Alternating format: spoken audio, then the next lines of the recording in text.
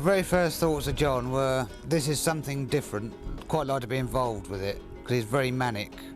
Everybody hated his voice, and that was it really, summed Otway up. I like things that are different, and you know, I've always been involved in things that are a little bit wacky, and Otway was wacky with a capital W, and I could just see that we could work together quite well.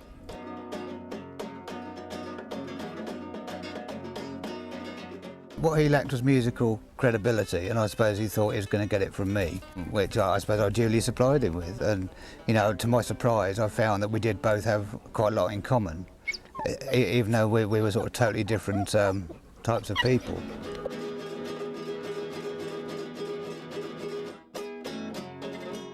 You know, a whole new experience for me. It allowed me to be far more creative, and, you know, we did have a lot in common as it turned out.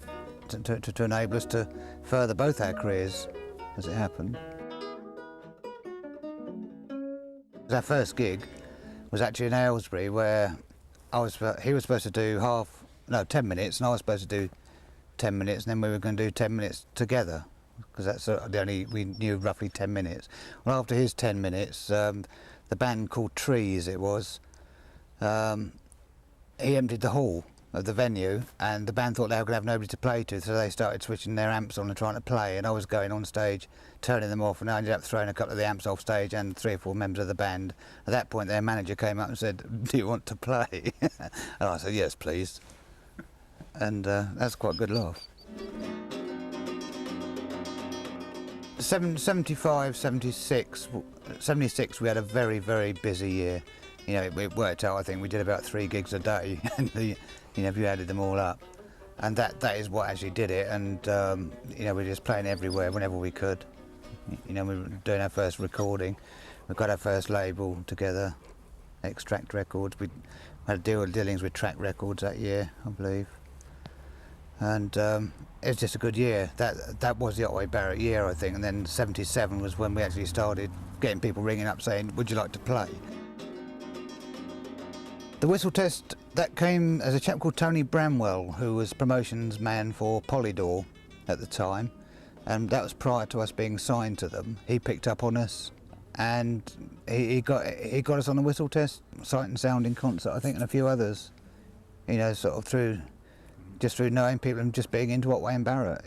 It was a great asset to the cause. It was just a good show. I recall, as most people do, Otway crushing his nuts on the telly. You know, I'm hardly going to be annoyed at that, am I? I didn't get signed for a lot of money because I didn't like the deal that was on the plate, really. I didn't want to upset Otway's ambitions. So we did the 2 albums, which I did. I signed for. Then they advanced us so much money. Most of it went on. I built a recording studio. Otway bought a car.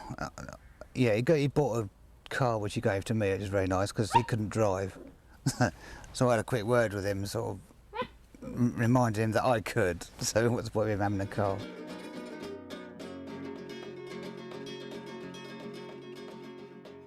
We should do an armchair tour, go totally the opposite way to all his jumping about, get the old carpet slippers on, he smokes a pipe, you know, put his glasses on,